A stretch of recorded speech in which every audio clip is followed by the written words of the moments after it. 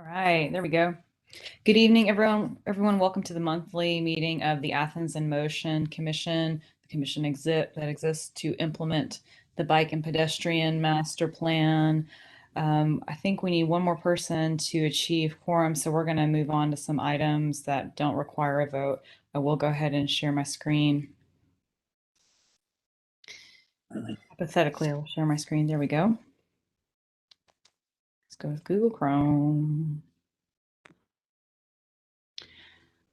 All right, so we'll come back and approve the minutes, which you should have received a copy of. Got some housekeeping items I'll go over in just a second, and then we have our major agenda items. We'll talk about Tallahassee Road Bridge, give you an update on how T-Splost is going, and Daniel has a bunch of stuff to get to with us because our last meeting was short and T-Splost has taken up a lot of our times. And then I want to talk about this event coming up Saturday. It's a bike day in East Athens, put on by the Firefly Trail and specifically the Firefly Trail East Athens Local Action Committee and several community partners. And we'll get some more updates if there are any. So that's our agenda.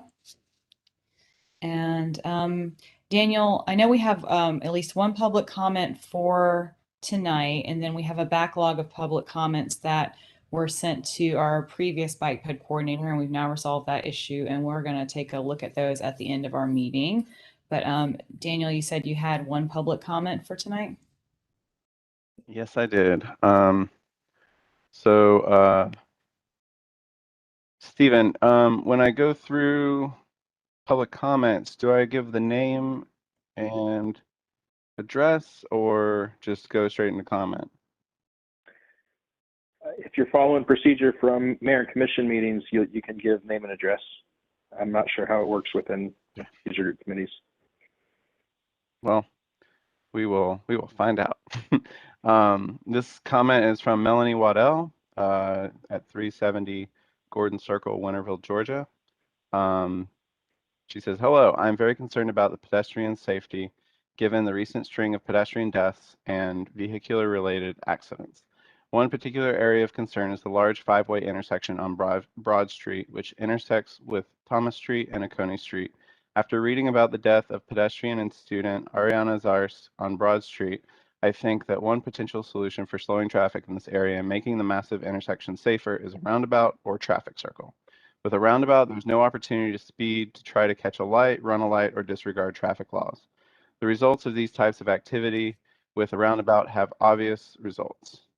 Roundabouts are proven to be safer for both vehicle traffic and pedestrians, with typical reductions in injury and fatality collisions of more than 75% and pedestrian collisions of 40% from the Federal Highway Administration. The cost savings is also significant over the long term. Traffic signals can cost between $5,000 and $10,000 per year in terms of maintenance, power, and hardware upgrades. Roundabouts have an upfront cost but require far less funds for maintenance over their lifetimes.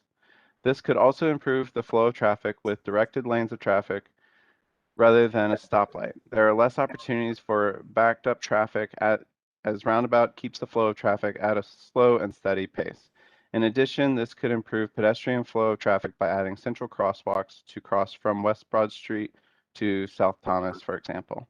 This type of roundabout, which improves traffic flow while also improving pedestrian crossings, has examples in other cities, places, and can be achieved with crosswalks, luminaries, and slowed speed of travel to a more manageable rate for pedestrians and cyclists. These roundabouts are more friendly for drivers, pedestrians, and cyclists if designed with all three in mind. I think this could be a timely and well-placed intervention into this highly traveled area." So that was the comment. Mm-hmm. Yeah, so for a point of clarity, was she referring to the student who had died a little further down at the pedestrian crossing at the railroad tracks? Yes, she was. Okay, but she's also pointing out the difficulty of this intersection where these five roads converge. And I'm unsure she mentioned this comment was from the 12th. I'm unsure if the cause was fully covered in the news article at that time. It wasn't someone trying to beat the light. It was a drunk driver who was just kind of flooring it up through there. So it's unsure whether or not, I mean, a roundabout would, at this intersection, would not have stopped that from happening. That being said, we have had a mini roadway safety audit. Me and traffic engineering, as well as Stephen, will meet and talk at each of these roadway fatalities and look at the process as a whole. Stephen, do you want to talk a little bit about what is going on right now with traffic engineering and our process? Sure. So they're in the, I think there's a need to really formalize the process of response here. So there has always been an informal and known, process. Anytime there's a traffic fatality, PD gets on the scene.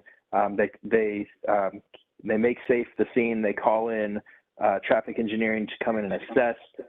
So we always have boots on the ground there to see if there's anything that engineering-wise can be done, and put that in a report with PD. But that's really been informal. I mean, that's just been a known thing that we'd get a call. And so we've been talking with Blaine and really wanting to formalize that process into something that could be, as Daniel kind of put it, maybe like a mini or a rapid response RSA.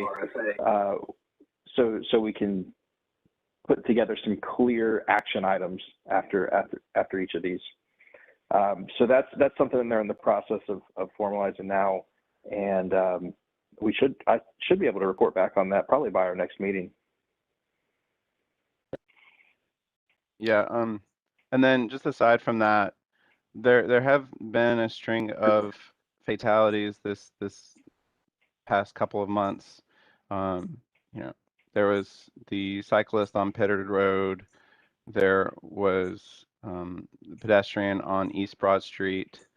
And then we actually did a roadway safety audit on West Broad Street, kind of in that same overlapping area for where our T-SPLOS 23 proposal covers.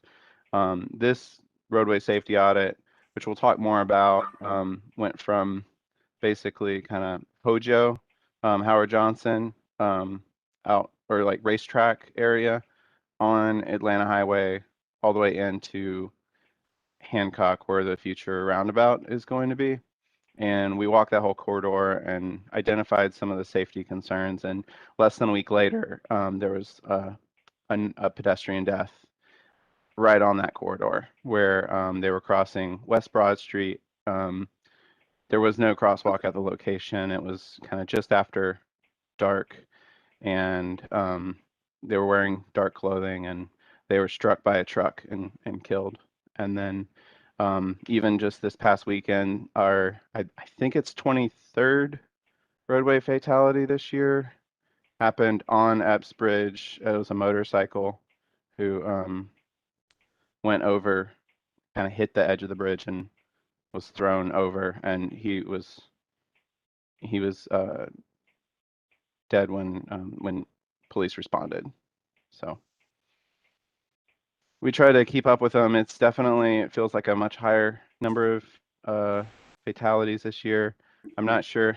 I really hope that it slows down, but we're going into the holiday season, and so I think based on statistics from previous years, we'll likely continue to see more. We kind of saw that trend early on this year. We were hoping it was just kind of a fluke, but starting with Tallahassee Road fatalities early on in January, it's just kind of been building. So up 30% nationally in the past few years, I think, is the statistic I read recently. So it's not just here. Yeah. Real quick, and we can talk more about this later. And Mark, you might be the best person or a good person to answer this. Daniel and I were talking. Is some of this because, like, during COVID, there were less cars on the road, which meant more people were speeding, which meant more fatalities? Is that part of it, like the pandemic? I don't know. I think this is a longer term trend. There's a book, I'm trying to think of the name of it, but basically it talks about, you know, transportation design through sort of a racial justice kind of lens. And this has been a long-term trend over the last 10 or 20 years of increasing fatality rates compared to other countries where they've been decreasing, for pedestrians and cyclists in particular. I'll put a link to the books in the chat because I'm about halfway through. It really is very informative. PD put together, and it may have been passed along from the state, but it was the only trend they've really documented through COVID has been a huge uptick in driving under the influence. So that's been something that they've noted during the pandemic, and has led to a number of fatalities or severe crashes due to that. Yeah, I mean, anecdotally, certainly we've noticed in our drives to Michigan and back, we've done 8 times during the pandemic, and the highway speeds are nuts. It seems nuttier than it has been in the past. So that's purely anecdote, especially right when the pandemic hit in April. It was insane. I've never seen so many people going 100 plus miles an hour on the highway. So. Yeah, I think it's kind of a combination of that. Not as many people on the road for a year made the people who are on the road feel like they could go much faster. And then there's also the increase in alcohol consumption and driving under the influence. And as that kind of converges on this point where we're at, where people are getting back in the office and getting back on the road, and they have been on the road now, you know, for several months, you're just going to see that continued speeding and traffic and you know, like DUI behavior with the kind of extra factor of all the people are back on the road now. So that's just kind of something that we've discussed. Is we don't have any data to really back that up, but Daniel, do you know, is there any serious traffic enforcement happening in Athens-Clarke? I mean, I don't ever see anybody on the road monitoring speed. Steven, do you want to talk about that one? I don't have any information on enforcement changes during this, but we could probably ask PD and have an update for you to see if they've had to change strategies or anything during pandemic. I know that they've been stretched thin, but they may have in response changed some of those enforcement strategies. All they have to do is stand on Prince Avenue or Barber Street near the corner of Barber and Pulaski, because cars just come blasting out of there, heading out of town on around 5 o'clock. If you go rush hour between 4 and 5, 6 o'clock, that's when I walk my dog and I just see these cars. Whoever's at the front of the line just takes off, and they could sit there with a radar gun and make a lot of money. But yep, we could pay for a lot of pavement with the tickets. Probably wouldn't be enough. Or I don't think the fines are high, but sure, yeah. Or it could be used to pay for programs like education programs, help people get on bikes, lights, things like that. Okay, so Daniel, I'm sorry, can you please remind me who our commenter was? That was all right. Melanie Waddell. Okay, definitely appreciate Melanie's comment. When we hear about another pedestrian death or a cyclist, we might wonder like what we can do as a community, and writing our commissioners, our elected representatives, and saying like we need to allocate money to this, we need to make this a priority.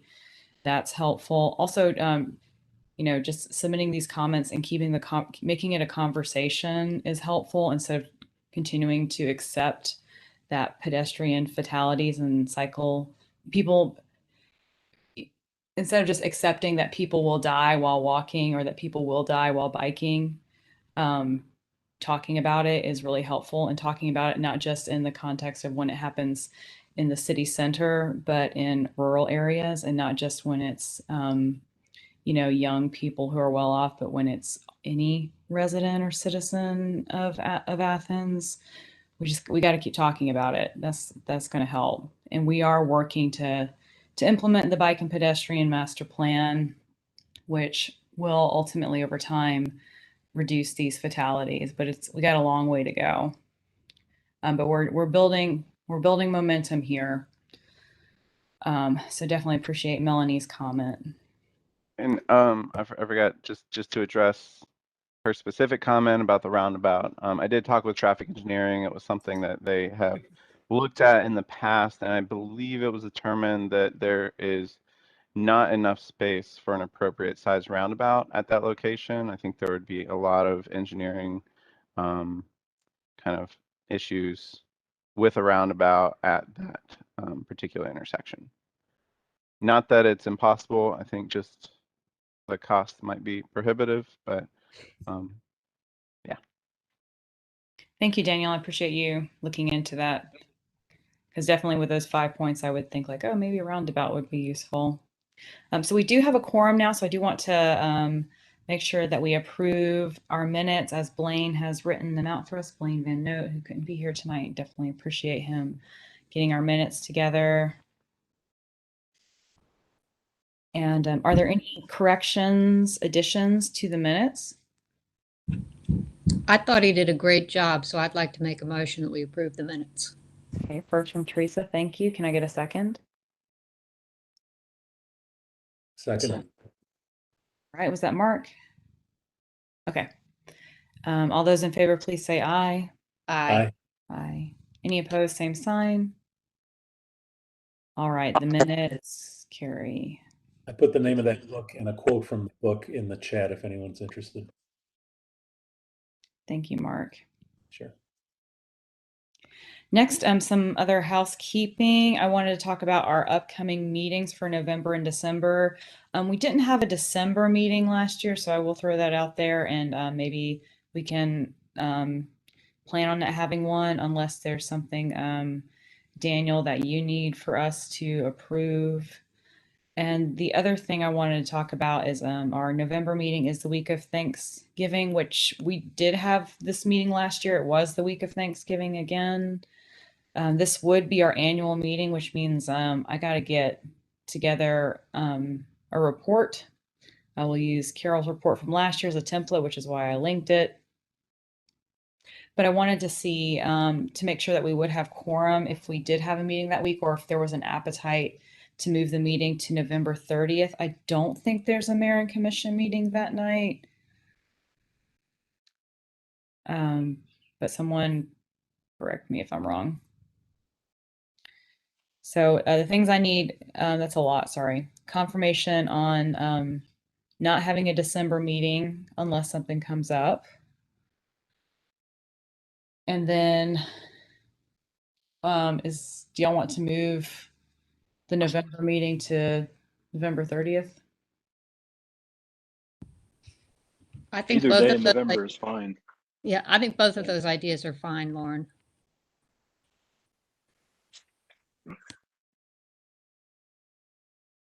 So by both of those ideas, you mean no December meeting and then have our November meeting on the 30th? Correct. All right. Is there anyone for whom that does not work? All right. It's good. Okay. So we will move our November meeting to be November 30th. That gives me more time to get together our annual report. We're going to talk about everything we've done.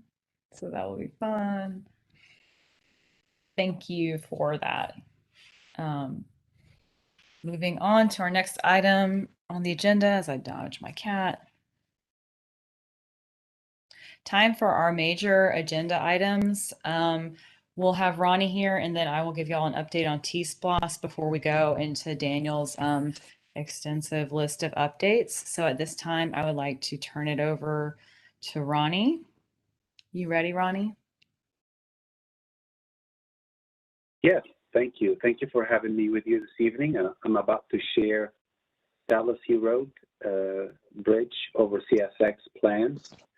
I made an effort to quickly highlight the bike and ped improvements within the project limits, starting and maybe I should, starting at Mill Drive.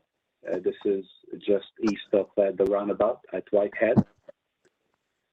You can see that as part of this project, we are proposing a 10-foot multi-use path on the south side of the road.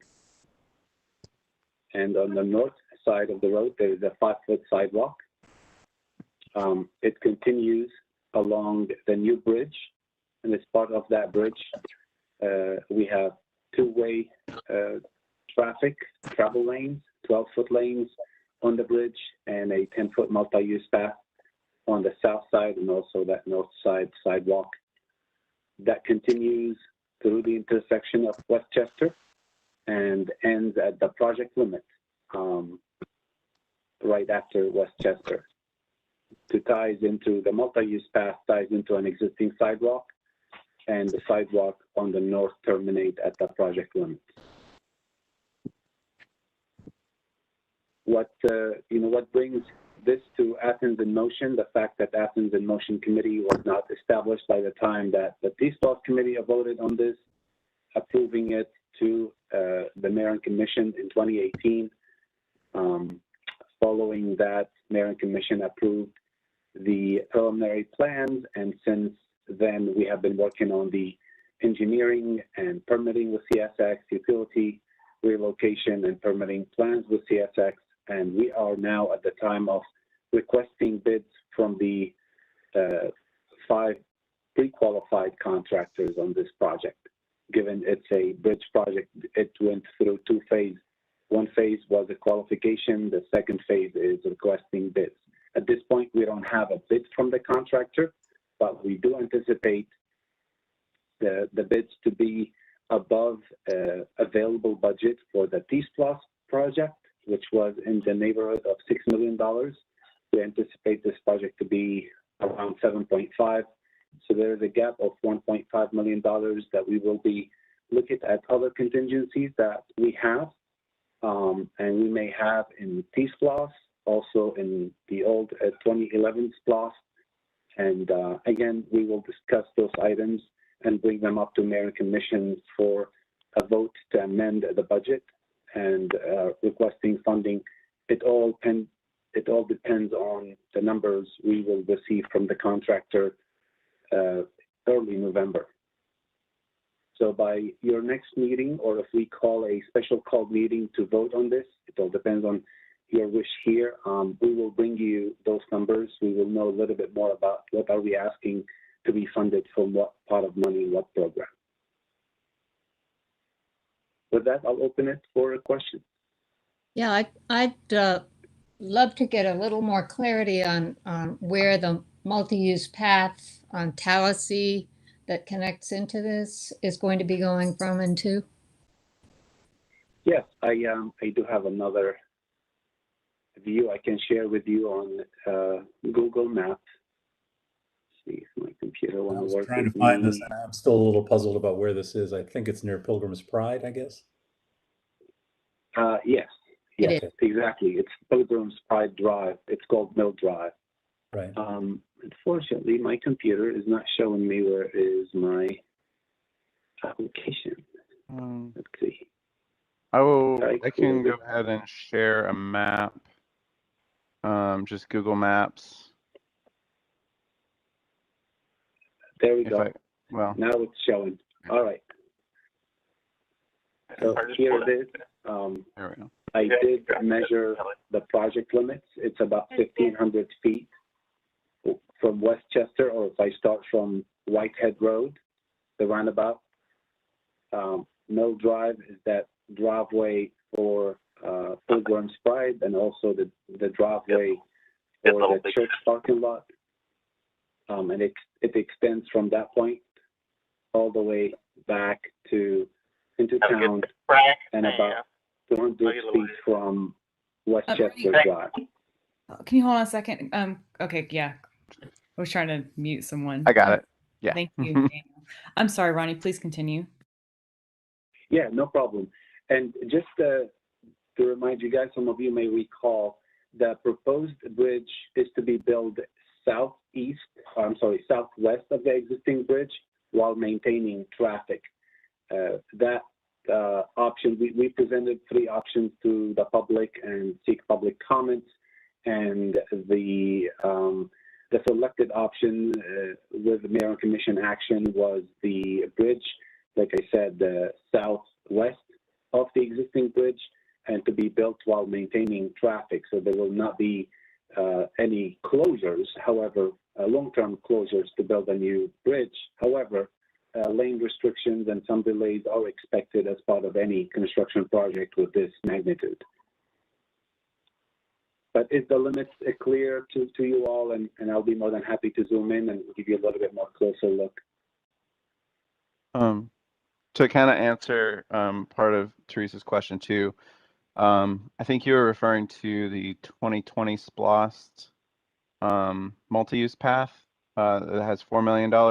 So that $4 million is not enough to cover the extent. And so the current way, my understanding is that we will, when that project gets kind of brought up, we're going to be looking at a few different ways of how to prioritize where we're going to start building. I think a lot of that will be based off of connecting to existing infrastructure, and this should be in place by then. But aside from that, it will also include identifying where people are currently walking, you know, in terms of those desire lines or social trails along the roadway, or even in some cases, based on our roadway safety audit, where we found out that people are just walking in the middle of the road. I'll say I was out there taking photos for the roadway safety audit, and this individual was walking from the gas stations at Mitchell Bridge, and he was kind of yelling a profanity repeatedly. And so I don't know if there was some, you know, situation going on, but he walked down the middle of Tallahassee Road. He was walking on the sidewalk for a while, and then he moved over to the middle of the road into that center lane.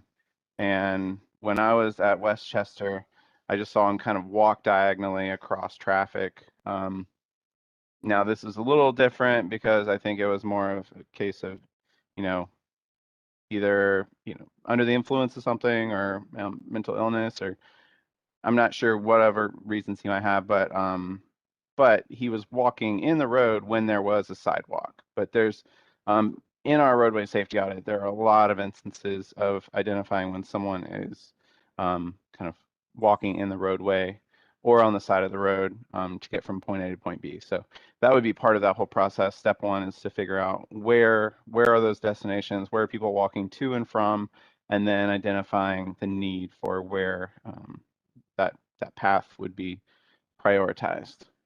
So this is being prioritized now because kind of opportunistically, because you're rebuilding the bridge. Is that what moved this into play? Because it's tier 3 and it doesn't connect to anything else. And that was what I'm kind of wondering about. Or will it Yes. connect to something else eventually? This is a huge kind of bottleneck for pedestrians on this corridor. There's a lot of people who walk, who want to walk into town, and there is a bus stop on Whitehead Road up there, but other than that, the next bus stop is after the bridge that's actually on Tallahassee. So, we'll drop in a street view here. This is what people have to walk across right now. Right. And so in some cases, there's kind of a path where you can see they dive down, cross the tracks, and then come up because it's just so much more dangerous to be on the road. Okay.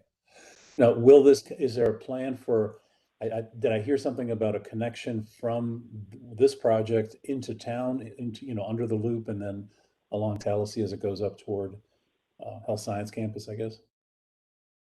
Is that going to eventually connect? I mean, it looks like it sort of dumps them, it sort of ends kind of near Senior Soul.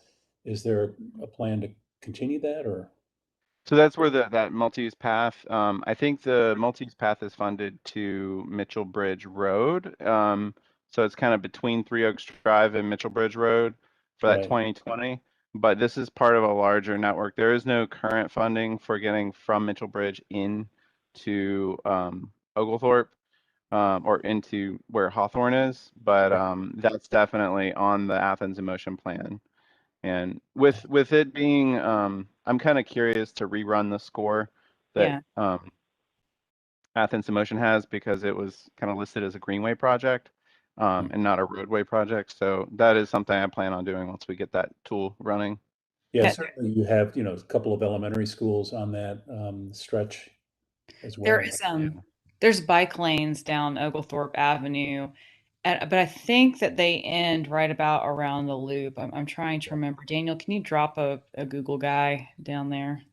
I'm pretty sure they do. Yes, they do end right actually before what is it, Breckenridge?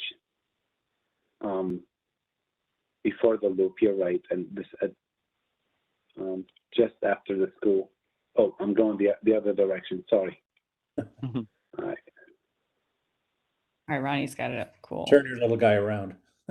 Yeah, and thank you, Ronnie. So and yeah, and sorry, go ahead. No problem. Yeah, this portion of Oglethorpe was recently paved, and the bike lanes were enhanced from what they were before.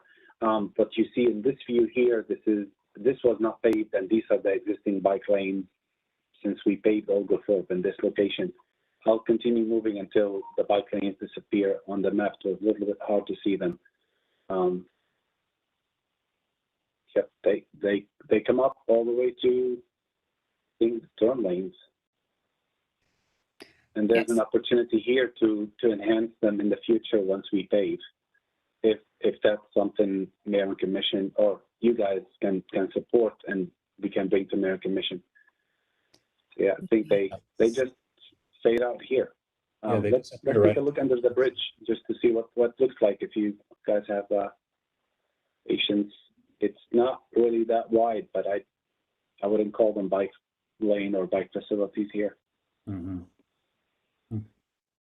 Yeah, and this is one of the older parts of the loop, the first section that got built. So it's pretty narrow through here. So Mark, I think you have a great question, and I definitely appreciate you asking. Like, this isn't really, how does this fit in when it's, the tier is further down, and it really is a bit of an opportunity because the Tallahassee Bridge was one of two proposed bridge projects in T-SPLOST 2018, and this is the one that got through. So it came forward as primarily a road project, but Transportation Public Works here, and now we have Athens in Motion. We're like, okay, well, we're going to place the bridge. Of course, we're going to put sidewalks. We're going to have multi-use path here because there is the proposed multi-use path, which did get partially funded from SPLOST 2020. So it's all kind of coming together. We just haven't had a chance to, I think, rerun what the scoring might be with these facilities in place. And something else that might come out of T-SPLOST 2023 that Teresa and I are part of is there's a proposed sidewalk along Westchester Drive in that community where there are 3 bus stops. So this is kind of all happening at once. And I think it's good to talk about this holistically so folks can understand like how things get prioritized and why now. So I really appreciate your question there. Yeah, we're tying the sidewalk or the multi-use path to the existing bus stop, and we're shifting. The bus stop has to shift because the intersection is shifting south on Westchester a few feet, and therefore we're building that sidewalk connectivity to the bus stop, just as part of our project. But yeah, that's great to see that the community is pushing for additional sidewalks in Westchester, and that would be very complementary to the improvement. Right, and we're going to hear more from Daniel about Tallahassee Road safety audit here in a few minutes. But any additional questions for Ronnie about the bridge project? I just have one, just for clarification. So the construction of the bridge will happen in parallel to the existing bridge? And then will the Correct. existing bridge be demolished? Correct. Sorry? Correct, yes. Okay. It will be demolished after the new one, and the traffic has moved on the new one.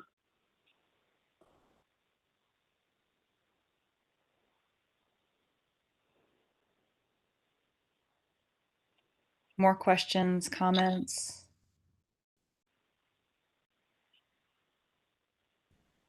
Okay, Ronnie. Well, thank you. And yeah, keep us posted. I think that this is definitely a priority. And yeah, when the T-SPLOST committee voted on the initial, I think, plans, preliminary design for this, or where they said, yeah, it fits with T-SPLOST or it doesn't, and they said yes, it really was in the early days of our committee. It's just, as Ronnie said, there's been a lot of coordination that has had to happen, and that just takes time. So that's kind of out of our hands. All right. Appreciate you, Ronnie. Thank you. Thank you, guys. Have a good night. Thanks, Ronnie. Thanks, Ronnie. Okay, next on our agenda is a little update on T-SPLOST 2023. The committee and Teresa and I are both on it.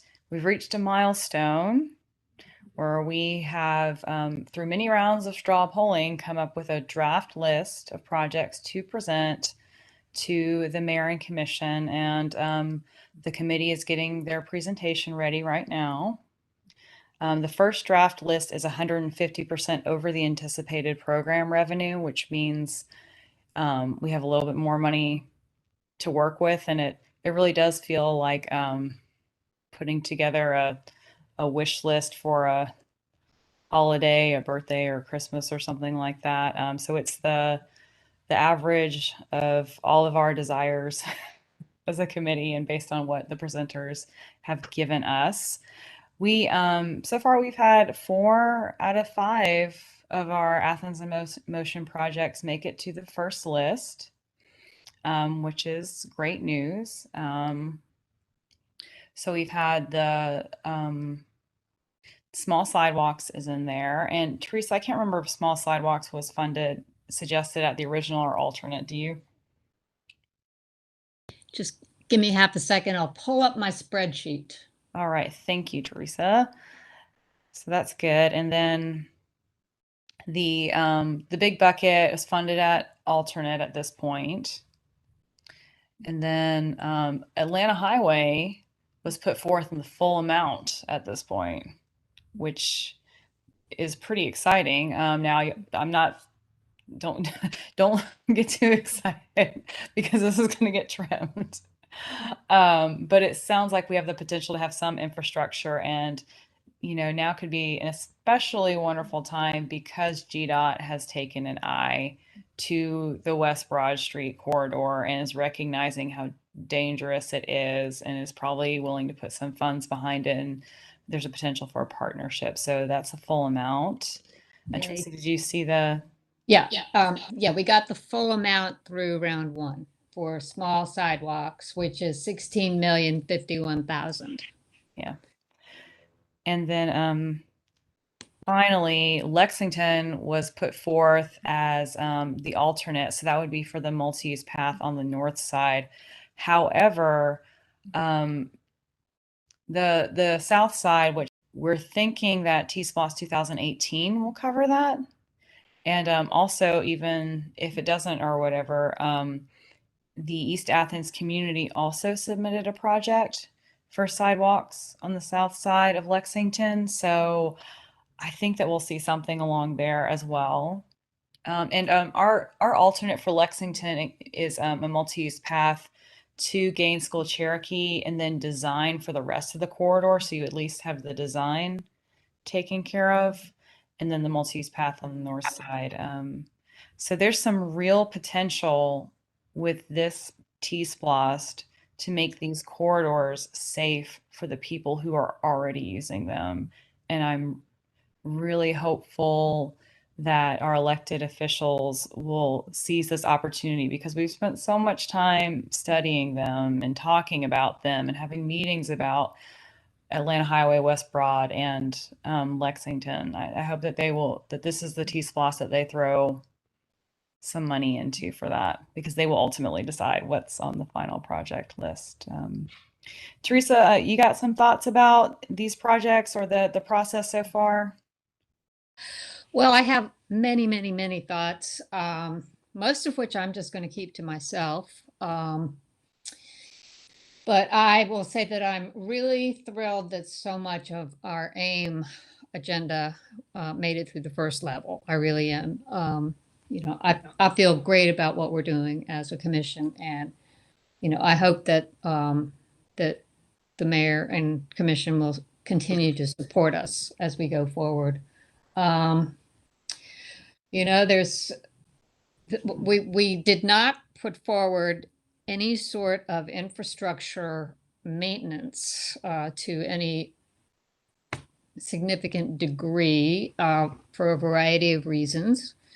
And that would include the pavement maintenance program, which Athens in Motion does rely on for a lot of the pavement markings that we put in place. For example, what we just saw on Oglethorpe and downtown, I've been doing a lot of driving on Baxter recently, and we've got all those nice markings there. So that sort of thing with this current T-Splost, if it were approved as presented, would have nothing for pavement maintenance. So, but anyway, that's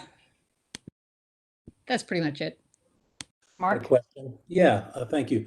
I heard Park and Talmadge didn't make, the Park Talmadge intersection didn't make it. So I feel bad about that. Any word on the Prince, what we called the Prince Avenue Big Bucket? Was that one included or not? Additional funding to improve the Prince Avenue corridor. Yeah, Believe Mark, it was. what is the district, the commission district that hits mostly? Oh, here it is. No idea. Yeah, that came in at 2,585,000, which was the alternate proposal, Okay, which, better than better what? than nothing. But yeah, I was disappointed to see that intersection redesign got cut.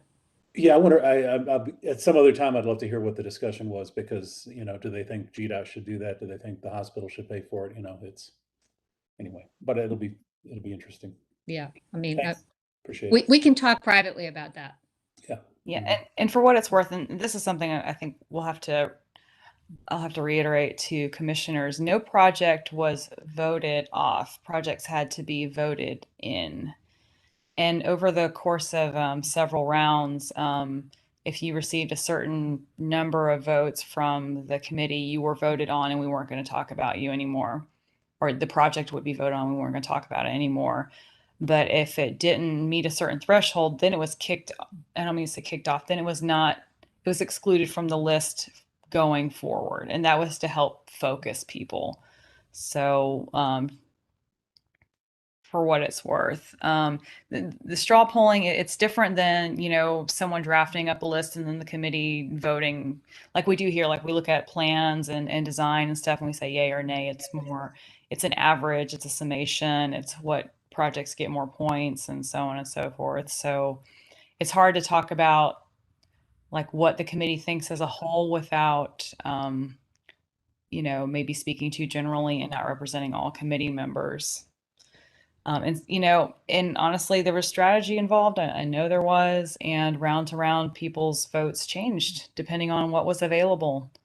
We definitely had more, as a committee, we have more projects that are great than we have projects that are bad. So we knew we were going to break our hearts. But one of the reasons why Teresa brings up, I think, the pavement maintenance is not just because we do use that for thermopaint for bike lanes, but it was our biggest, it was the largest project in T-Splost 2018. And so by leaving off the largest project from T-Splost 2023, that means there's a possibility that the commission's like, well, you have to fit this in somewhere, which means all these great, projects, like not just Athens in Motion projects, but projects submitted by community members And even things like fare free transit, which got voted in, those become compromised as we try and fit that back in. So that's why that's another reason why that's important.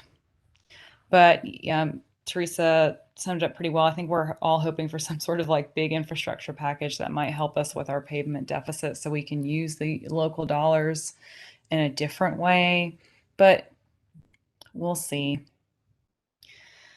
Yeah. I'm not counting on a nickel from Uncle Sam because it doesn't seem like anybody is able to get past their own logjam in DC. So I think we can't count those eggs until they're hatched. We don't even have eggs. Right. Right. I don't know, y'all. Maybe this will be the T-Splosh where we get, something for Atlanta Highway and Lexington funded, and we also get the RAISE grant for North Avenue, which we will know about in a month. This is going to be the year. RAISE grant, 25 million for North Avenue. Whew. All right, but y'all, it was such a process to submit all those projects. And I think it was way more involved than even I expected. And I had like insight from being on previous T-Splosh. And so I thank you for sticking with it, for, making the project deadline. And then you had to submit the project, then you had to submit the presentation, then you had to potentially submit an alternate. And there was another deadline in there too. I don't remember, but it was like 4 deadlines. And I thank you for all your hard work on that. And even if the projects get trimmed, we're keeping the conversation going. And T-Splosh is a 5-year splosh, so we'll send it back up there. We need to. But thank y'all. Really appreciate it. Okay. Yeah. Lauren, sorry. At some point, and it's really way too early to even think about what we might say, but at some point after the T-Splosh committee has kind of finalized what they've sent to mayor and commission, does Athens in Motion want to send some sort of communication to mayor and commission? I think that's a great idea. I think that we are allowed to do that. The one thing we can't do is we can't tell the public to vote for T-Splosh. Right. But I think that we've got 4 or 5 projects up in this T-Splosh ask. So I think it would be, beneficial if we were to say, this is why these are good projects and how they would benefit the whole county, et cetera, et cetera. I think it would be really important to highlight how they complement each other and that they're not overlapping and that they're not duplicative, because there may be, if we draw attention to the 4 projects, they might say, oh, you guys have 4 projects. Why don't maybe you only need 2 or 3. So that there's a potential hazard in doing that, Well, yeah, but Athens in Motion was a creation of the mayor and commission over time. And I'm not arguing against it. I'm just saying, I think we got to be strategic. Yeah, I think you're right. We have to explain why we have these big things here. It's because we anticipated the demand that actually showed up in the submissions that we received. It was overwhelming. Yeah. Yeah, there's some good points there. That's a good point, Mark. Sorry, Daniel, you wanted to say something? Sorry. I was just going to say that while you can't necessarily advocate or tell people to vote for T-Splosh, I think what we discussed back at a previous round with the Greenway Commission is kind of an education piece. So if you develop kind of a marketing material, it's like, here's what you're voting for, here's what yes means, here's what no means. And if you take it from just like an educational standpoint, it's not saying vote this, then I think that is something you can do.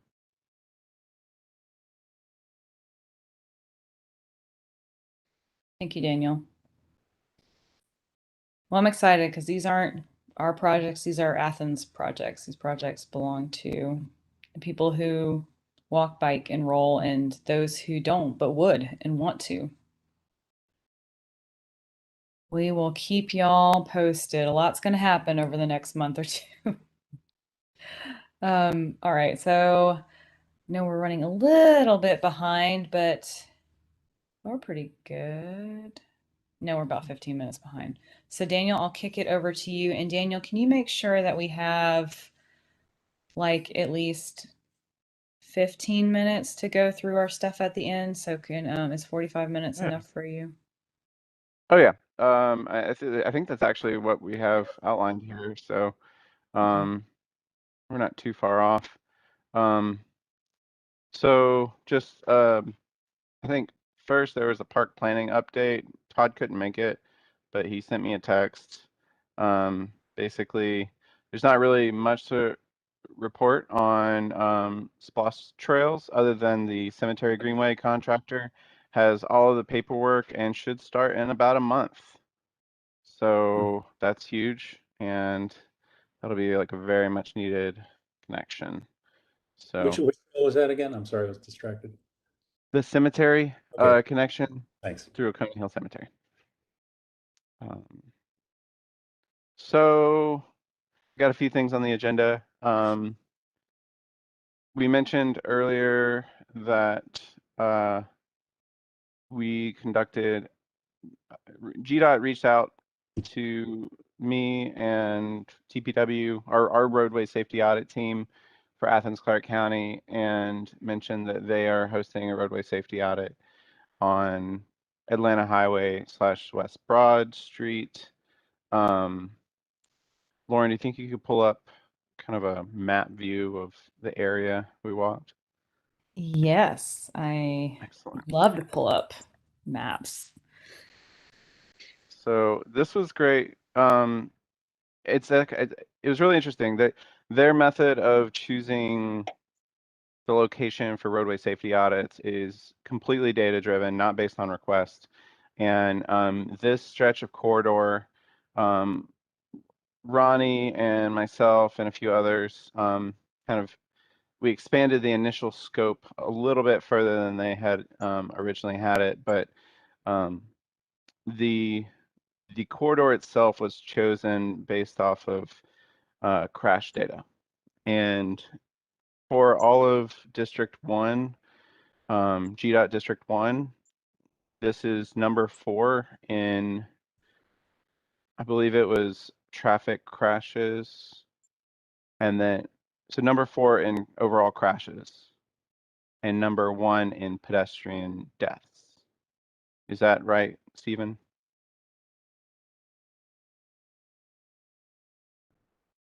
You might be muted.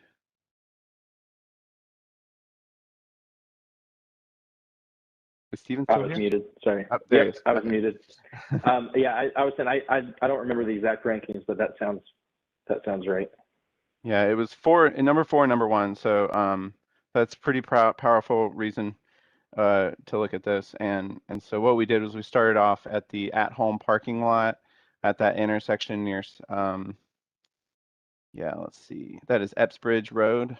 And just starting there, we walked from there all the way into town. We had kind of a digital survey where we took note of different things. There was a lot of cyclists, a lot of pedestrians, and we stopped and talked to many of them. Lauren came along on that roadway safety audit, which I thank you for being able to do that, Lauren, at such last minute notice, and for taking a vacation day to do that.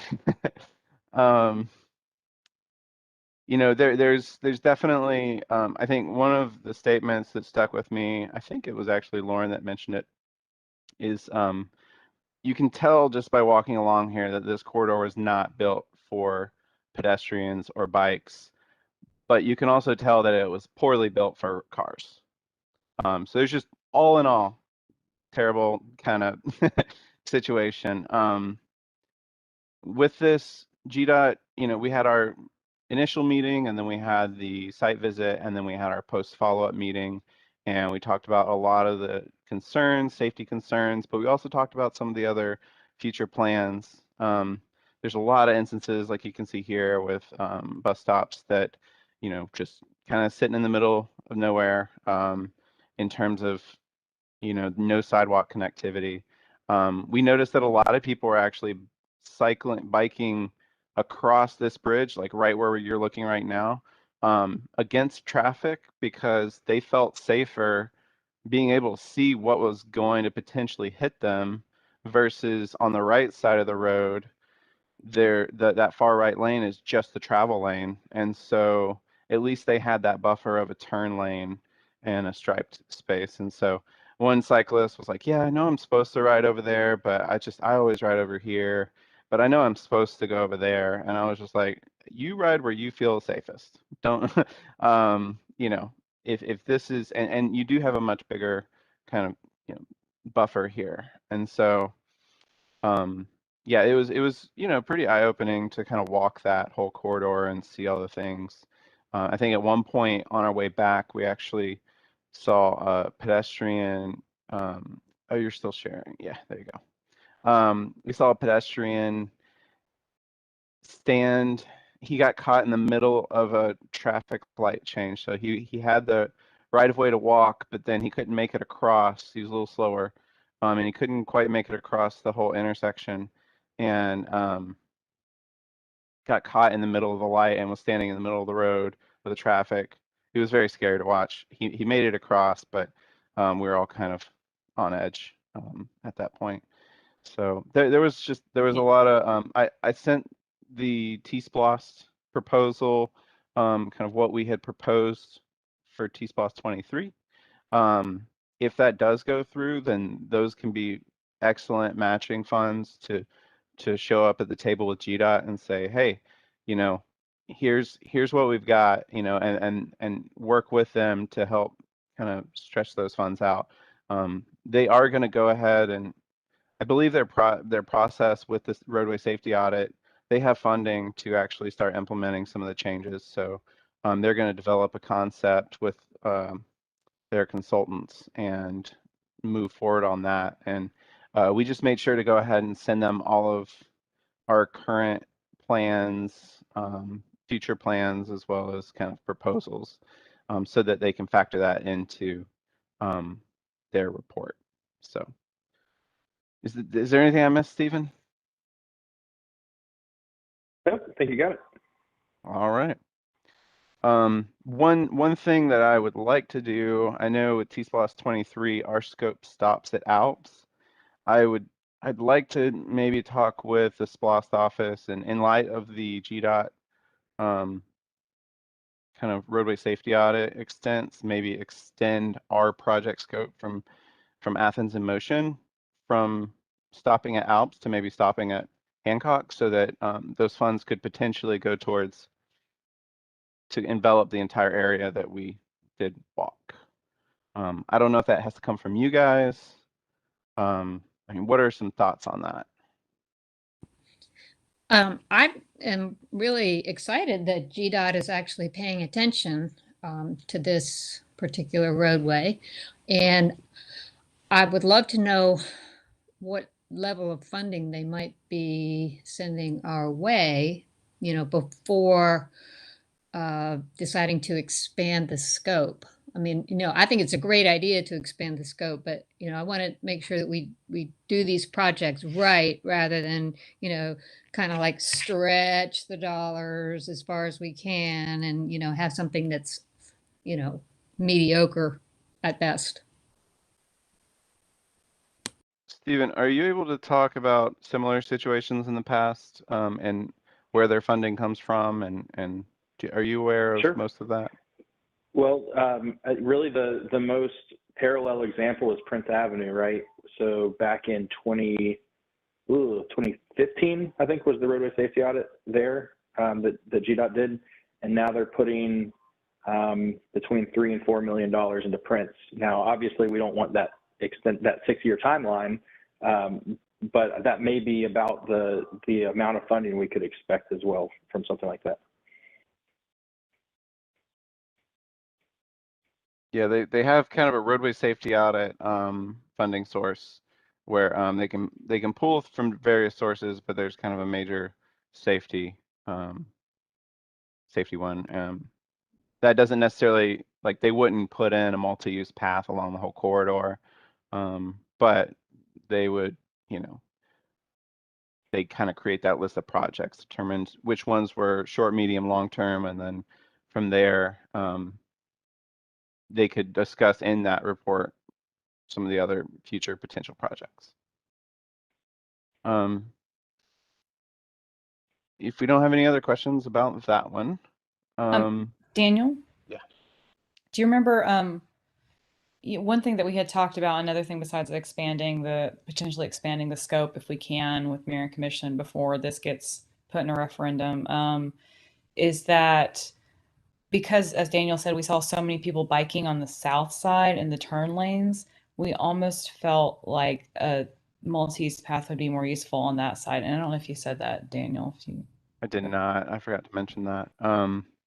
Yeah, that was something we kind of identified after the fact. There's the amount of space, and most of the people are traveling to and from. There are some places, destinations, and origins, obviously, on the north side as well. But it seemed like a lot of people were using that south side for their route. So we felt like it. Luckily, it's written vaguely enough within the proposal that once, if it gets funded by 23, once we get into that project in a few years, we'll be able to do an initial study and identify where, you know, should this be on the north or south side.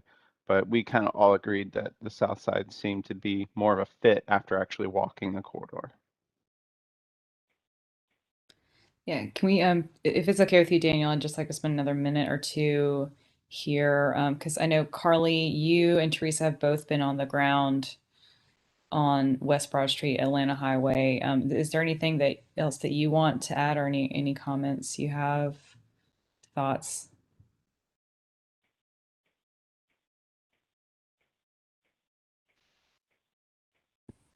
Well, I'll No. just say this. I don't care what side of the road they build a multi-use path on. From my own perspective, I just want it to be on the side of the road that it's going to do the most good. Right. Yeah, while I've spent time out there, I'm certainly not an expert, and I'm grateful to you, Daniel, and for everybody who's put work into this. And I trust you guys. I don't have any concerns or anything. And It's Craig, exciting. this is part of your bike commute. You want to share some thoughts? Hey, hey everybody. Remember, Mark, when I said that I was on this commute and you said you were going to pray for me? I think that's what it was. I don't do it often anymore, but I don't have much to add either. I really appreciate y'all doing this, the audit, but it's very hairy getting out there, going northbound.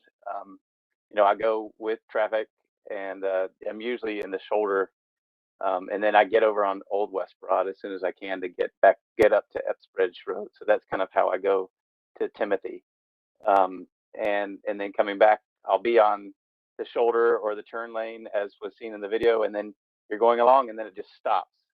And so then I get off I dismount and walk up until I can get a crosswalk, and then I'll go over to just where the car wash is and the Blind Pig, and then I'll get on the sidewalk and go up to Old West Broad uh, to Hawthorne. So that's my bike commute, and so the idea of multi-use would be fantastic. And either side of the road, but it does make sense the side that y'all are talking about. Craig, and thank you for sharing your commute. Something else that came up during this audit is there's no parallel roads to take along Atlanta Highway.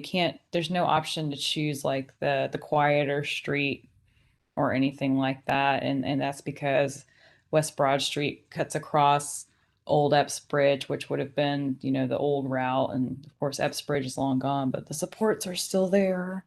And Sycamore dead ends into that because Sycamore was Epps Bridge at one point. So no options but to ride on the sidewalk, ride in the shoulder, ride with traffic. And I haven't even done that. When I biked to Daniels and then we drove to the at-home place for the to start the roadway safety audit.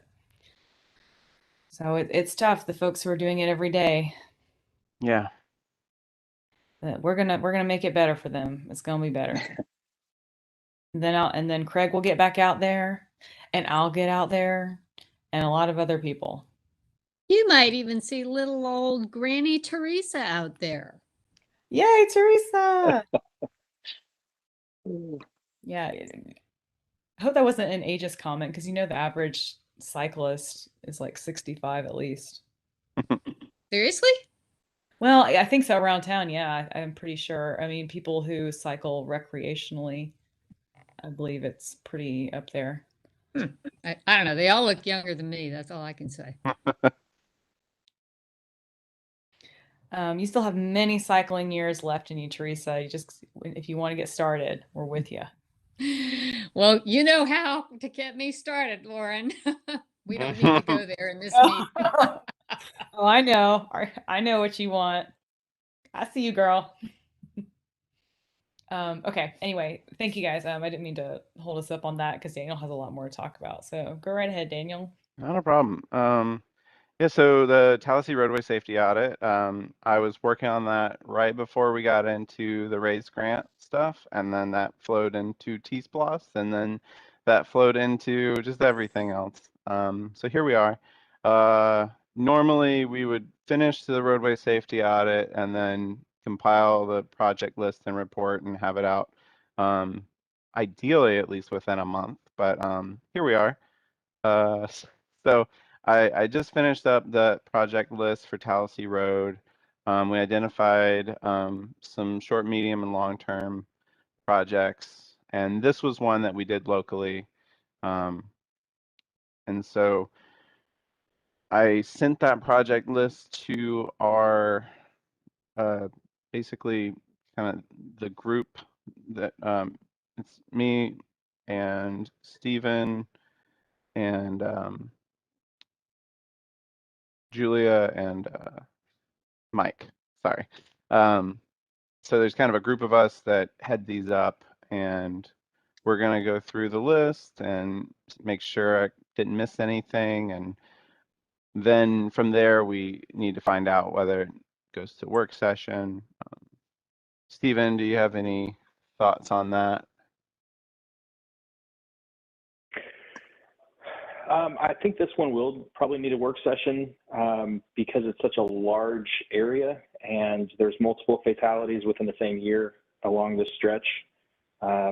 So I would say that just to explain to Mayor and Commission, and also it's been a while since they've really addressed roadway safety audits, so this is a good recap to show like the process and what type of projects come out of it. And to remind them, I think especially as budget season comes through, that right now we're working on limited funding to deal with these types of safety issues, and they've not had a great track record about funding the roadway safety audit bucket. So to show what types of improvements can happen and hopefully be more proactive with that funding instead of reactive to crashes, I think that there's merit to putting that in front of them. So yeah, Daniel, I think that's the next step here. And then we would, there's a number of immediate work orders that are already in the works and are low cost. And the next step would be approving the kind of intermediate projects for funding and authorization. Yeah, so there's obviously the overall need for bike and pedestrian facilities along Tallahassee. Something that I was thinking about is just with our current timeline with the SPLOST funding, with it being the 2020 bucket, I think it's maybe in the 2026 or 2028. I can't quite remember, but it's in one of those cycles, so it's pretty far out. I think it would be worthwhile, since that 4 million still won't cover, the entire trail, rather than waiting for that to get going, if we start identifying this as a potential raise location or maybe some other grant, that could be something that we apply for earlier, or if, obviously it might be too late for this T-Splosh, but I mean, we'll have another T-Splosh before this is even funded. So it could be a good candidate for some of those other sources of funding to go ahead and get going on the design process.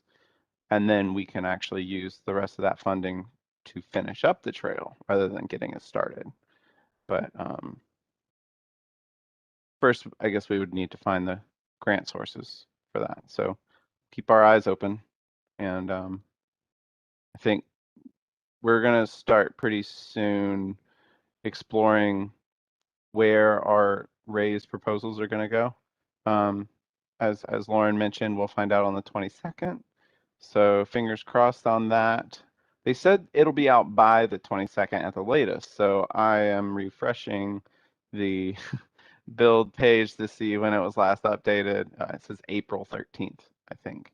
So I've been keeping an eye on that just in case they decide to release it early. All right. So yeah, that's Tallahassee. Are there any other questions on that? Can you give us like, is there anything in particular that stands out to you? Like one or two things? I know you're still trying to go through it.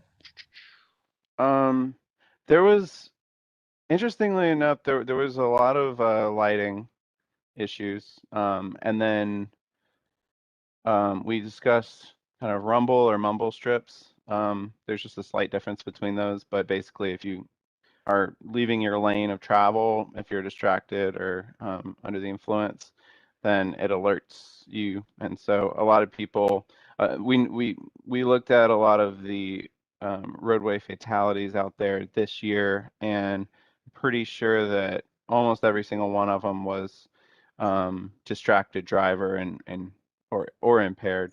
So those rumble or mumble strips, the rumble strip it's really loud for residential locations from outside the car.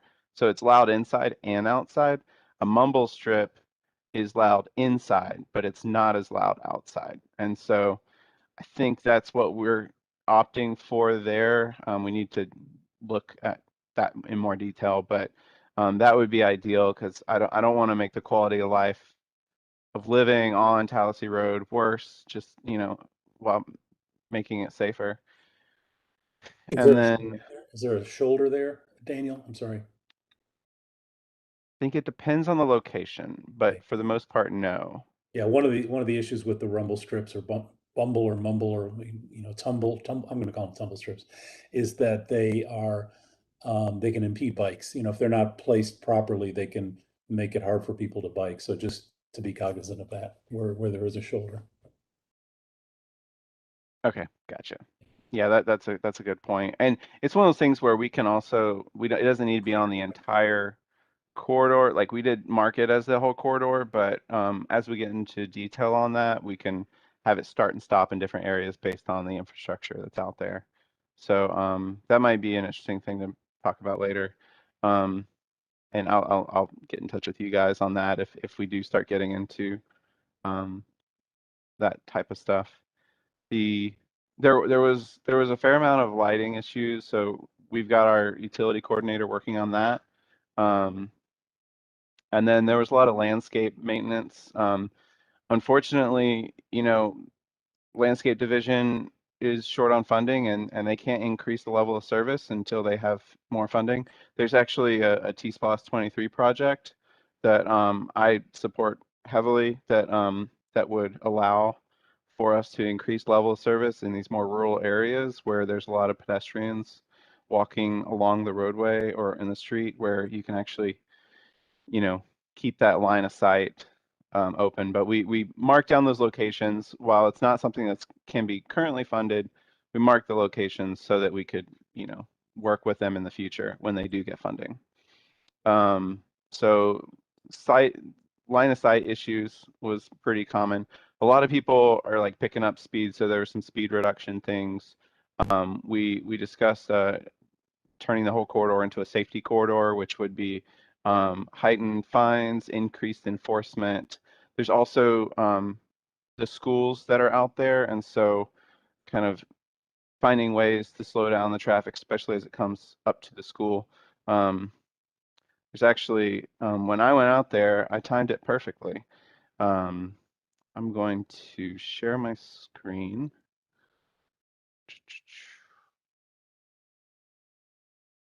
Let's see if I can, there it is, I think.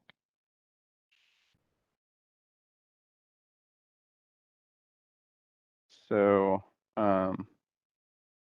here's the photos I took the other day, and I got basically out towards the end of the corridor at just around 4 o'clock.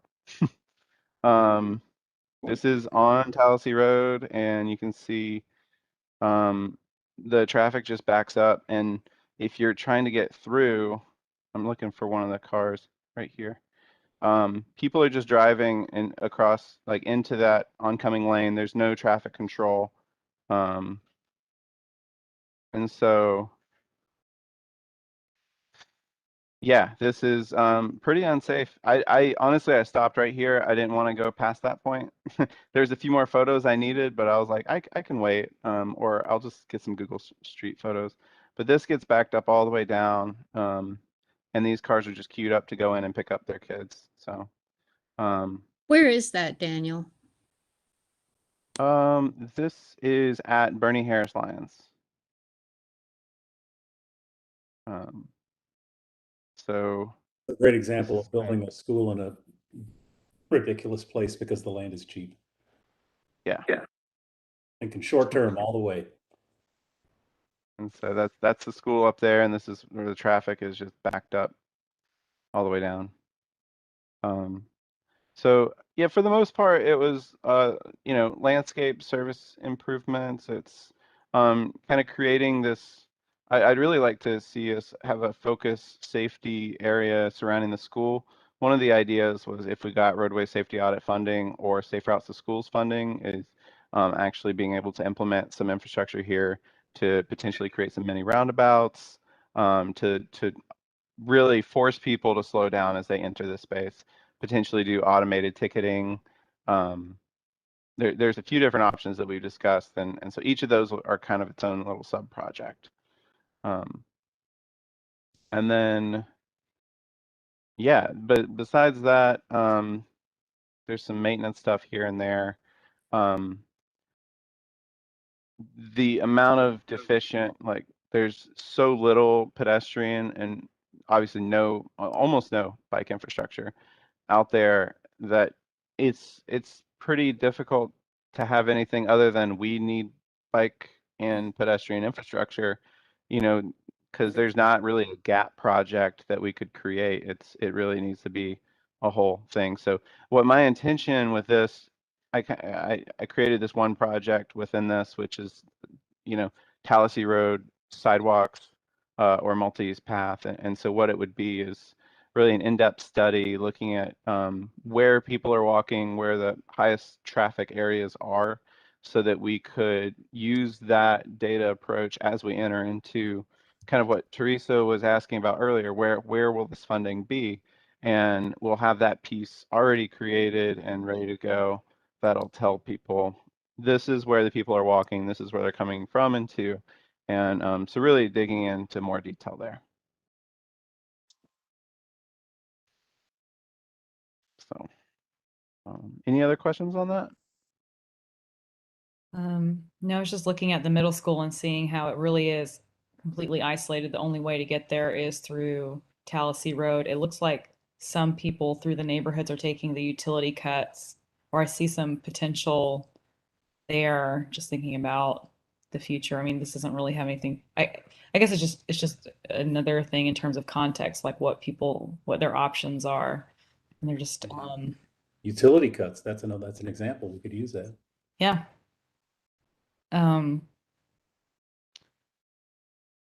Yeah. It's like this is a question for another time, but how much are we allowed to develop or put facilities in the utility cuts? Any Did the email that I sent come through yesterday? Because I sent an email and it had a page from an article in the Rails Trails Conservancy, and they cited 700 projects around the country. right. where electrical utilities have partnered with Yes. local projects. And there were really good examples, and it can be done. It's all up to the utility. And Georgia Power, they could call it the Georgia Power Trail, and they could get some good publicity, especially up where the original part of the Greenway crosses the creek there. There's that big power line cut that would be a great connection to, sort of across the top of the loop. Yeah. Yes. And within leisure services, we dealt with that a lot because those are more off of the road right of way. And it really it depends on which type of power line it is. If it's one of those high tension ones, I would say in general, when we were working on the Trail Creek mountain bike trails, Georgia Power was okay with us going along for limited sections where there was really no other opportunity, but they preferred to cross those easements and not actually be underneath them for a long period of time. I think there's some opportunities to work with them moving forward. I mean, there are other instances where the Greenway Trail, as it connects from the river up to Carriage Lane, that does travel along and through a power easement. And so there are examples where we've done that. And so it's just about working with with the utility partner. And maybe, giving them examples where, I mean, there were lots of examples where the trail ran right underneath these high tension lines. I mean, I guess I don't understand the concern, they just worry it's going to fall on people, or it's certainly the whole thing about transmission lines causing cancer, et cetera, has been pretty much debunked. It's just that people who end up living underneath transmission lines have fewer options for where they live, and therefore are at greater risk for cancer for other reasons. It's not the lines themselves, as far as we know. So, Okay. Yeah, I think health risk that I can see, part of it is also maintenance, right? So they, depending on how they're doing it, they might have, I'm sure you've seen those helicopters with the big saws that kind of fly along to chainsaw the edge of the forest. That's not really something you can do with the trail underneath. Wait, what? What they There's, drive? Yeah, no, yeah. I'm just here. I'm just Oh, yeah. picturing this, and I'd never heard of it either. What? Oh, really? It's Oh, yeah. No, it's there's really neat to watch. it's a helicopter with a series of giant saw blades, like big round saw blades that are just suspended down from the helicopter, and it basically covers that canopy zone. And they, on those really high tension long distance lines, they can just go through and just chainsaw the edge of the forest to keep it away, to keep that right of way open. Um, and that's how they kind of keep the branches from encroaching in.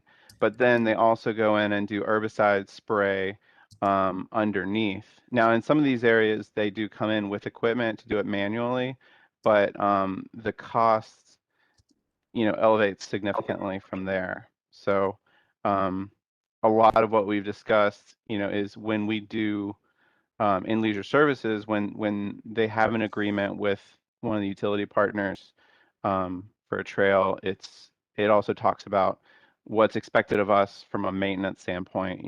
Are we going to keep it mowed in certain areas? And so yeah, no, there's some wild stuff out there. If y'all can check out a YouTube video of them Yeah, no, doing the helicopter trimming, I it's wild. am stunned.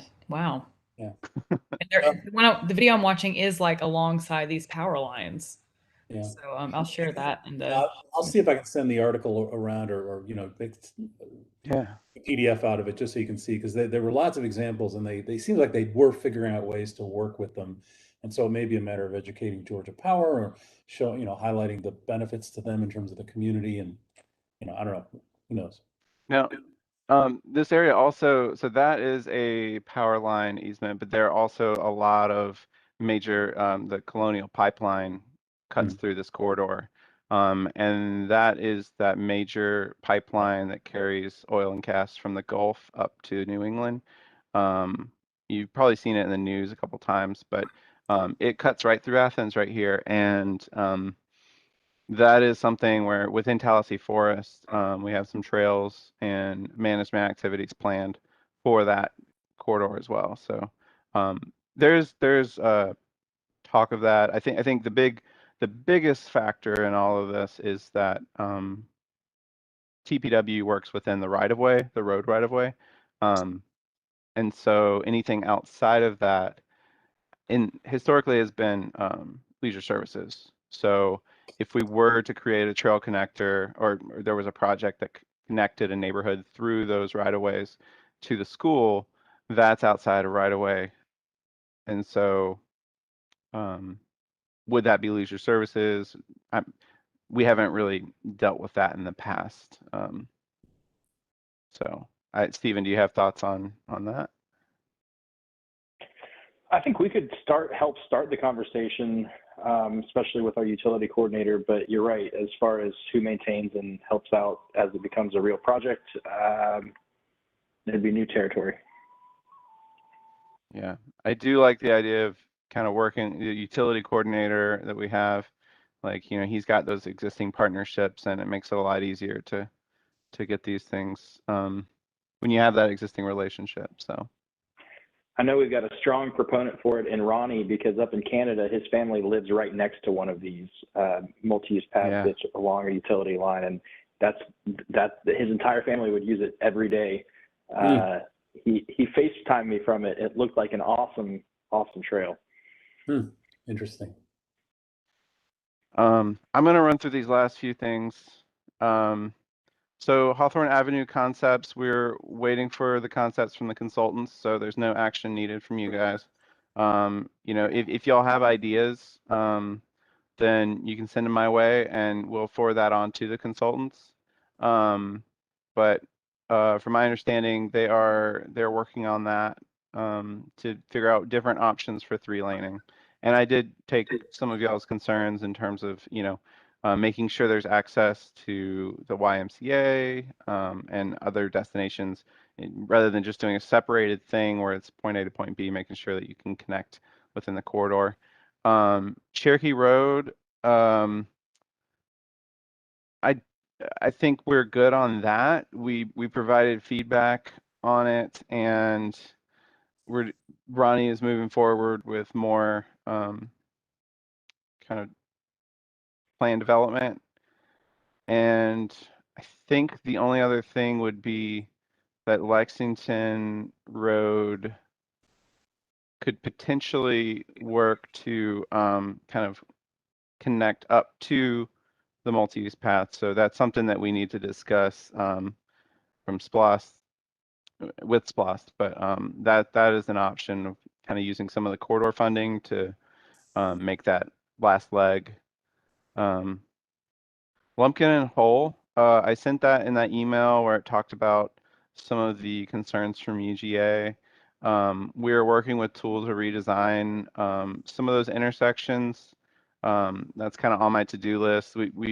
Jared was in town a couple weeks ago, and we went out and walked there, me, him, and Steven, and identified some things that would just make that transition from our existing roadway network to or from the bike lanes into the existing roadway network, or vice versa, a little more easily and comfortable for cyclists. And they're gonna, Stephen, what's the name of that of the thing that I need to make that'll allow us to use the funding from 2018? There's like a process. I keep forgetting the name of it.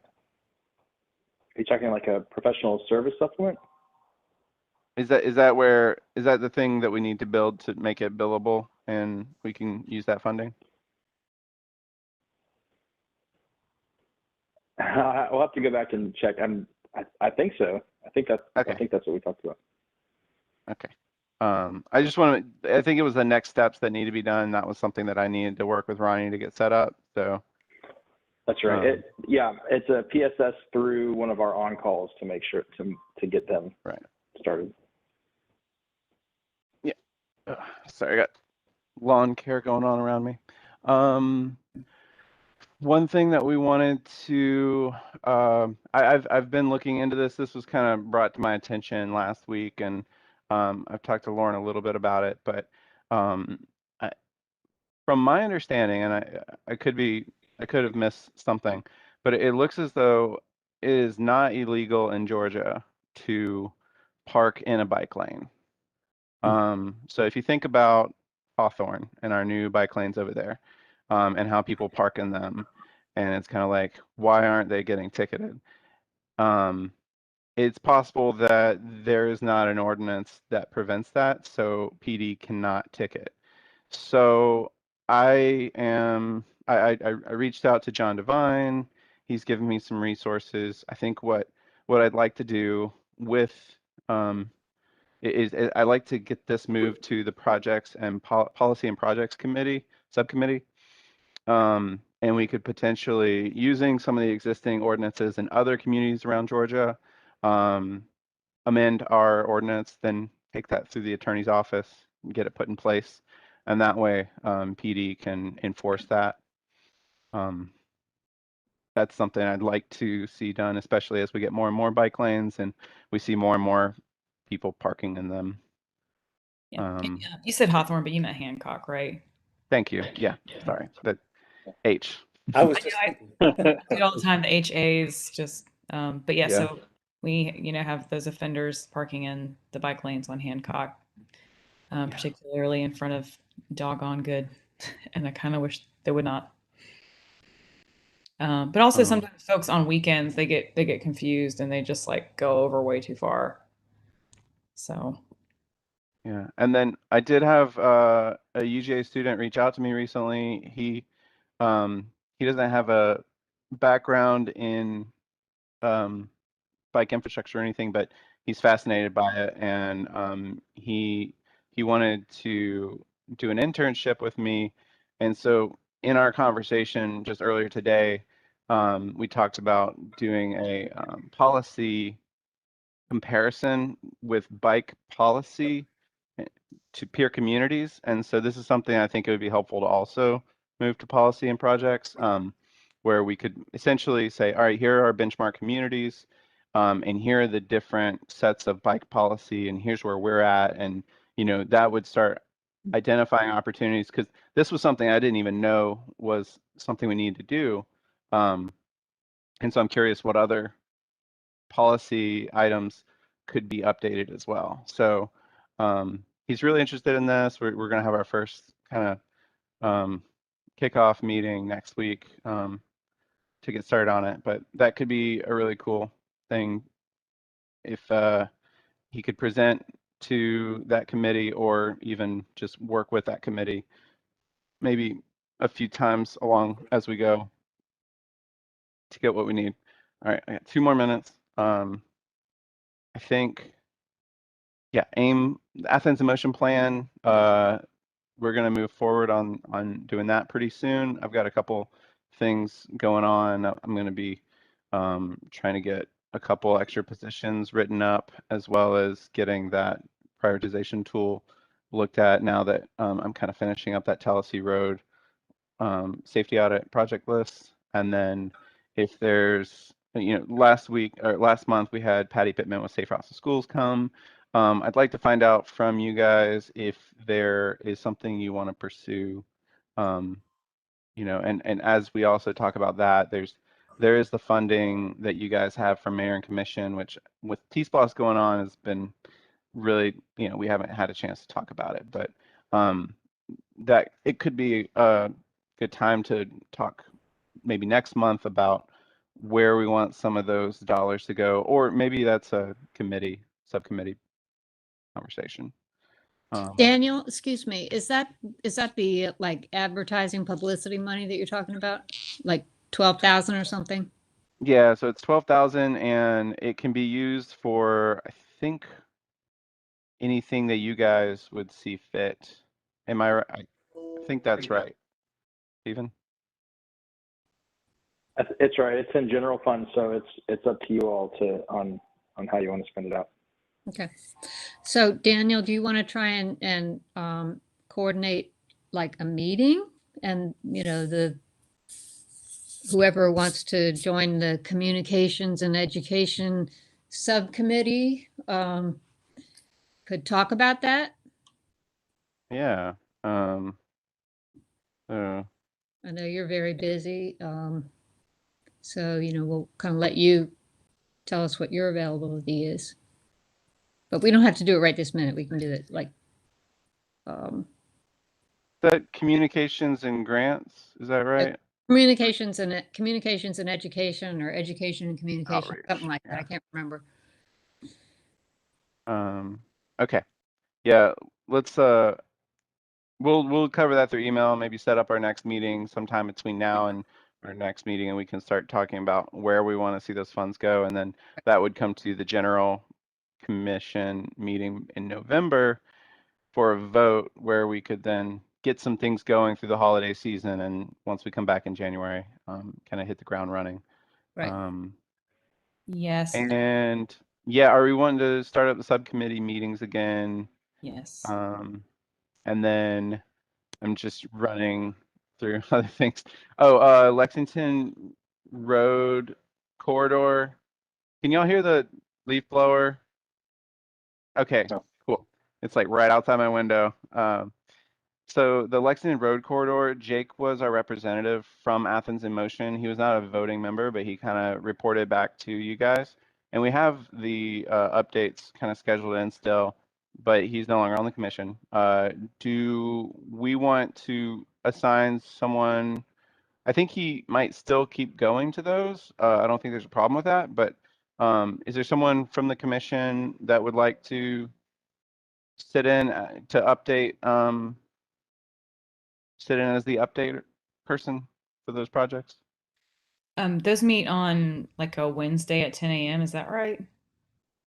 Or is that like Prince Avenue I think meeting? that was Right. Prince Avenue, but it's no longer. Right now, there's not a time set. So this is an opportunity for a very easy assignment if someone wants to jump onto it right now, because it's we've already got the latest with Lexington is that with the mayor and commission vote, we're moving into design of those sidewalks on the south side of Lexington, and so there really is probably not going to be many updates for the next few months. It's probably going to be once those are done, and once we know what kind of funding maybe is through TSPLOS 2023, that kind of thing, that group's going to come back together after this initial design's done. So it's probably not an ask right now of a lot of time. And when they do reconvene, they'll set up a new day and time for it. Do we have any volunteers? You can, Yeah, sure. I'll volunteer. Randy, yes. That's Thank you. We'll let the SPLOS office know. Yay. Okay. That also is kind of the Lexington Road update, so we can go into like those corridor updates if you're ready. Yeah, so corridors real quick, and then I have a committee update and event I want to talk about. Teresa, is there do you want to share what's been going on with the Atlanta Highway User Group? There was the CDO by the commission. Any updates? Well, we had a meeting, I think it was last week. Seems like forever ago. And we're not really sure where we're headed based on the CDO, but I did ask if anybody wanted to consider funding the purchase of that parcel of land where Timothy hits Atlanta Highway, because that is, in the TSPLOS 2018. But I don't think we had any resolution coming out of that meeting. So we're pretty much where we were before we went to the meeting. Gotcha. Okay. Thank you. And Mark, the last time we talked, y'all were parsing the survey results. Yeah, we discussed the survey results. We talked about the fact that there was a lot of support for bike lanes, not much support for putting raised center medians in. We've also now had a chance, the 10 voting members of the corridor committee each voted on a spreadsheet. We had a spreadsheet with different categories of pedestrian, bike, general, and car. And we had a certain number of votes we could allocate to each of the projects within that. And we'll learn about the results of that tomorrow afternoon. And then at that point, we had some discussion, good discussion, just to close out, around the fact that the public input is great, but it's not the only thing.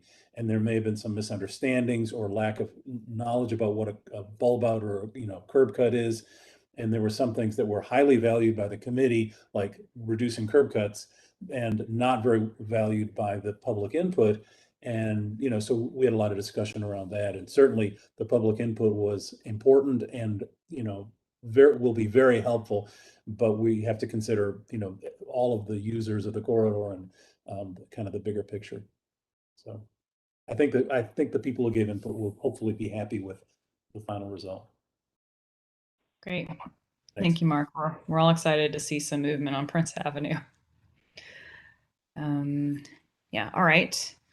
I have a little item on the agenda, and I'll try and go through it quickly. So I'm on the Firefly Trail East Athens Local Action Committee, and they are planning an event this weekend, which we have our logo on. So this is a family bike day event, bike pedestrian day. It starts at Dudley Park. And the idea is to get kids on this new trail, which is really like a bike highway, to help make sure that the kids in the neighborhood see this as their own, this wonderful safety amenity, because it's there. And right now, a new section of the Firefly Trail just opened from the racetrack down to Hancock Road, so where Hallmark community is. And so there's a lot of communities, a lot of folks along this trail, and this is an effort to make sure that they see it as their own. I was in a really great meeting today with the East Athens Local Action Committee with some longtime residents of East Athens. And one of them, Miss Shirley Taylor, provided some great context that places like Dudley Park were the Black community was run off from. Like, kids would play there and then they were run off. And that's something that the white community of Athens may not know, and folks who are newer to Athens may not realize that context is there. So it's really important to do the outreach and make sure that folks in the neighborhood feel like the facilities are theirs, and more than just a way. You can't just say like, okay, it's there, why don't you use it? There has to be some work on the ground to make sure that everyone feels like it's there, it belongs to them. So that's what this event is. It's this weekend. I'll be there. It's from 9 to 12. And I wish I would have thought a little bit more ahead so I could have something to pass out or share. But I will be around. Something I was going to ask, Daniel, not to put y'all on the spot, but can I borrow some reflective vests if I keep track of them? Yeah, I can check with traffic engineering maybe and see. I don't know how many spares we have, but I was actually just about to order some for myself, and maybe I gotta still ask Stephen. But Stephen, could I use some of our funding, or maybe do we use our Athens in Motion funding?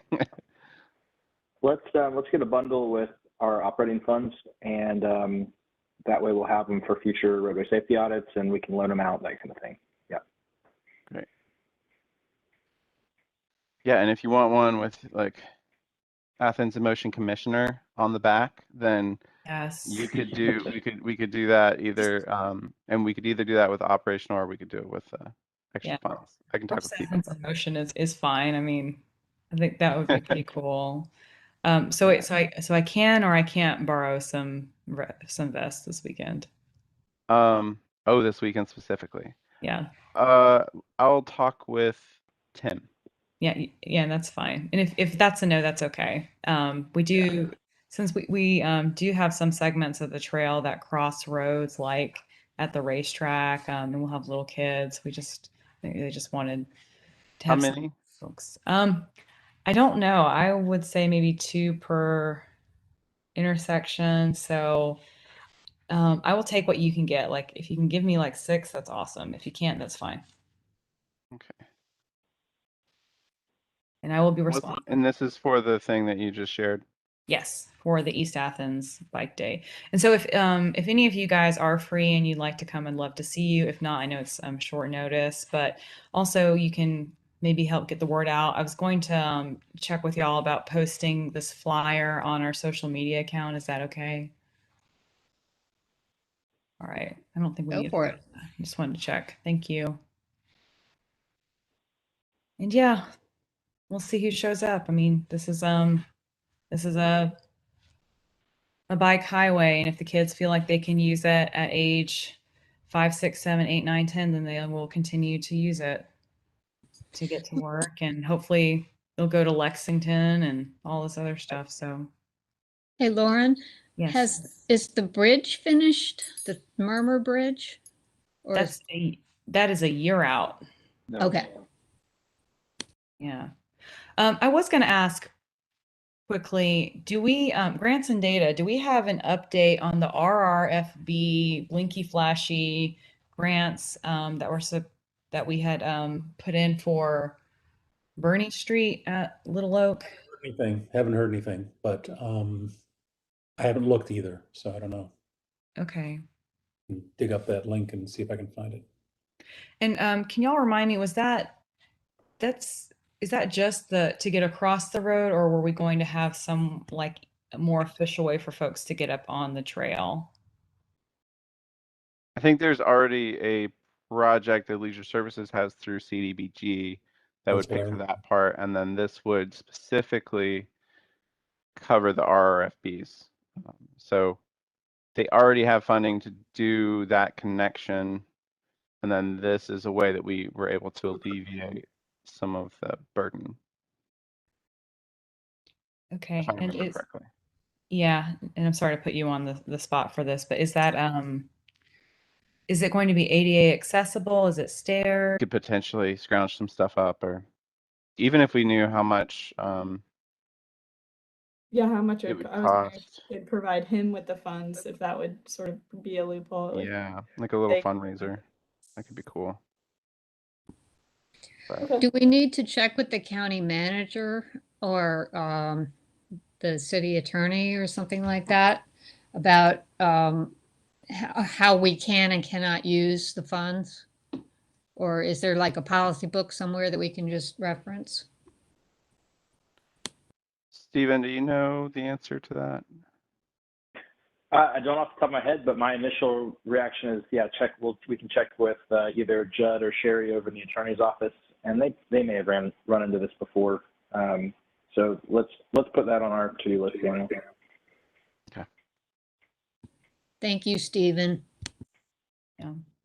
And I also need to reach out to County Manager Williams about the status of our Complete Streets policy update. So some action items there. But we are over time, so thank you all for cramming it in. And our next meeting is November 30th. We moved it from Pretty awesome, but yeah. So they Daniel, got cut early. to confirm what Teresa said, Equitable Landscape Services Project got voted off, or it fell off in round 8, and then Community Gateways and Transportation Enhancements is in limbo, which means it was neither voted on. It didn't receive enough votes to be added to the list, but didn't receive so little votes that it got chopped. Got it. Okay. I might just send you guys a message through Keith or something, showing my support for the equity one, and y'all can discuss if I feel like if that's something that y'all want to add on in the future, maybe you can, but maybe it'll just not matter. But I wanted to make sure I didn't get a chance. I didn't realize until after it was a little too late that that was an option, and I wanted to show support for it.